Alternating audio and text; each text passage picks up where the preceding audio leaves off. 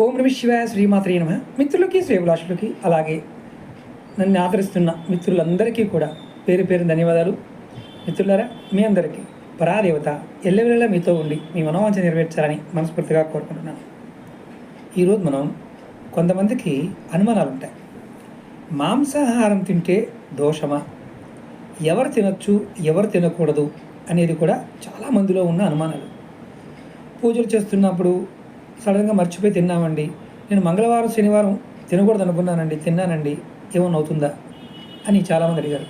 మనకి పురాణాలలోనూ శాస్త్రాల్లో కొన్ని పర్టికులర్ విషయాల మీద చెప్పడం జరిగింది.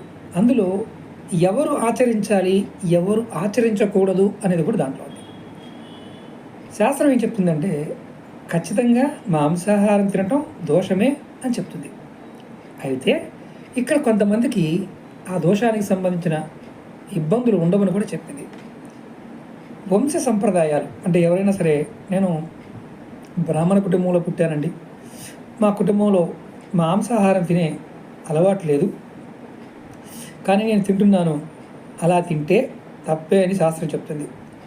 అలాగే కొంతమంది క్షత్రియ వంశంలో పుట్టానండి, మాంసం తినటం మాకు ఆచారం అండి, సంప్రదాయం అండి, ఈ సంప్రదాయాన్ని మేము ఆచరిస్తే అంటే మానేద్దాం అనుకుంటున్నానండి, ఏమైనా తప్ప అని అడిగిన వారు ఉన్నారు. అలాంటిది ఏమీ లేదు.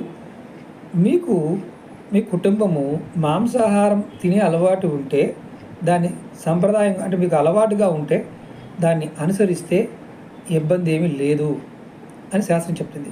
అలాగే ఈ సంప్రదాయాన్ని అనుసరించే ఎంతోమంది మహాత్ములు, పుణ్యపురుషులు ఆయా కాలాలలో మాంసాహారాన్ని సేకరించారు. రామాయణంలోను మహాభారతంలో కూడా వీటి ఉంటుంది, అది దోషం కాదని.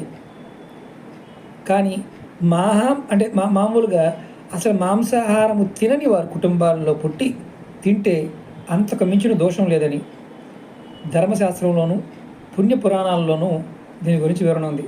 కాబట్టి మీరు మాంసాహారం తినేవాళ్ళు దీని గురించి పెద్దగా ఆలోచించాల్సిన అవసరం లేదు. మర్చిపోయి మీరు తిన్నారనుకోండి, అంటే పూజలు చేశారు, మర్చిపోయారు, ఆ తరచులో తిన్నారు, ఎటువంటి దోషమో లేదు. భగవంతుడికి క్షమాపణ చెప్పండి చాలు, ఎవరైతే పూజ చేస్తున్నారో ఆ భగవంతుడికి.